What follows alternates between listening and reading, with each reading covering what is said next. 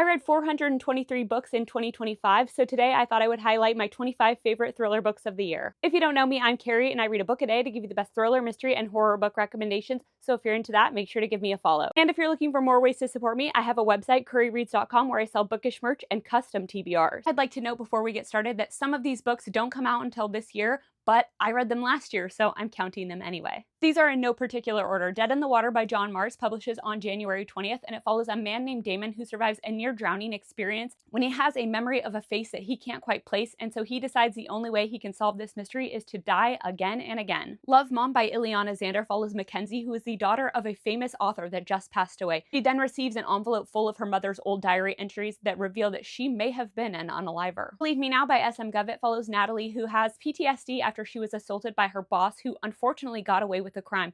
Her husband Ryan has always been there for her, but now he has been accused of the exact same crime. On a Quiet Street by Serafina Novaglass follows a group of neighbors that live in an exclusive neighborhood on the Oregon coast, who get entangled with each other's lives and one by one start uncovering each other's secrets. You'll Never Know by Caleb Stevens is available on Kindle Unlimited. It follows a man named Grant whose pregnant wife gets abducted in broad daylight, and then he is notified that he must solve a series of riddles in order to get her back. My Darlings by Marie Still follows Eloise, who has the perfect facade of a housewife and mother, but she is secretly a serial unaliver. You Deserve to Know by Aggie Blum Thompson follows three neighbors that are closer than ever and seem to have an unbreakable bond, but then one of their husbands is unalived and it uncovers a web of deception. The Butcher by Jennifer Hillier is available on Kindle Unlimited. There was once a serial unaliver known as the Beacon Hill Butcher that terrorized Seattle, but he was taken out by the police chief Edward Shank. Now Edward is retired and moving to a retirement community, and his grandson moves into his place, and there he discovers something very ominous that changes everything. It Should Have Been You by Andrea Mara publishes on January 13th here in the US, and it follows Susan, who sends a salacious gossipy text message about a neighbor to her sisters,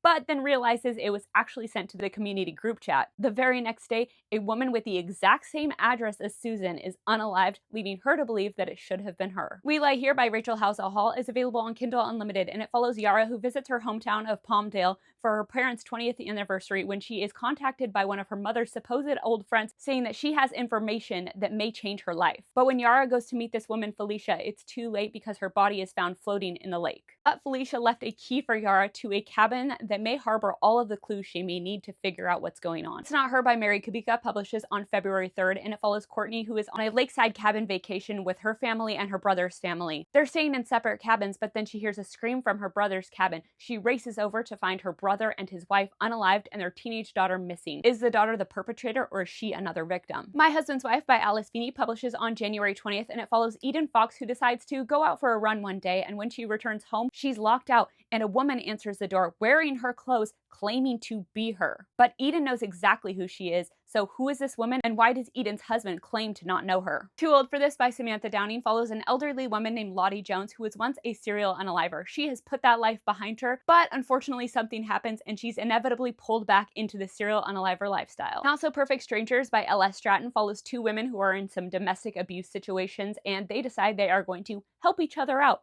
But one of them has a different idea of what that looks like and takes it way too far. Guess Again by Charlie Donlea follows Ethan Hall, who was once a renegade detective who is now retired and become an ER doctor. But he is called to investigate the disappearance of a 17-year-old volleyball star named Callie Jones, who vanished 10 years ago. The Marsh King's Daughter by Karen Dionne follows Helena, whose mother was abducted by her father and held her captive for many years, and Helena was the product of that relationship while in captivity. Her father has now been put away for his crimes, and Helena has put the past behind her, but then her father escapes prison, and she knows that she is the only one who can figure out where he is. The Dead Husband Cookbook by Danielle Valentine follows Thea, who is asked to edit the tell-all memoir of a famous chef named Maria, whose husband Damien vanished many years ago, and he was also a famous chef. Since then, Maria has been under suspicion that she may have unalived Damien, and that she may be using his meat as her secret ingredient in her recipes. Not Quite Dead Yet by Holly Jackson follows Jet, who is attacked and left for dead on Halloween, just to wake up and be told that she only has 7 days to live, and so she decides to use those 7 days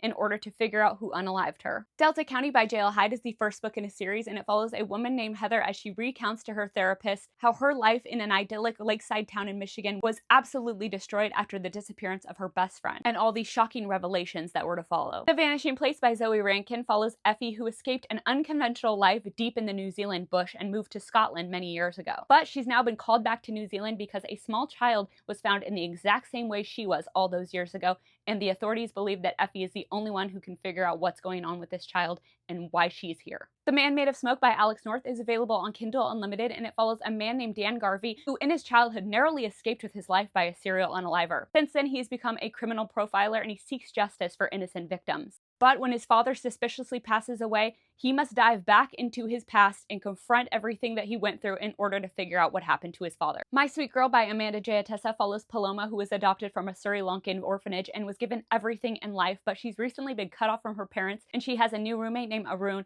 who unfortunately has discovered her dark secret, and when she goes to confront him, she finds Arun in a pool of blood. She goes to get the authorities, but when she returns, he's not there, the blood's not there, and the authorities can't prove that this man ever existed. The Bone Thief by Vanessa Lilly is a sequel to Blood Sisters, and it follows Sid Walker, who is an archaeologist for the Bureau of Indian Affairs, who is diving headfirst into an investigation of missing skeletal remains and a missing local indigenous woman. Such Quiet Girls by Noelle W. Ihli is available on Kindle Unlimited, and it follows a bus driver and the bus full of kids that get abducted in broad daylight and buried underground. We Don't Talk About Carol by Kristen L. Berry follows Sydney, who discovers that she has an aunt that vanished many years ago that nobody talks about, and so she decides after all of these years, she's finally going to figure out what happened to her Aunt Carol. Thank you so much for watching. It was so hard to narrow down that list. Tomorrow I'll be posting my top 25 horror books of 2025, so stay tuned, and please leave me a comment and let me know all of your favorite thriller books you read last year.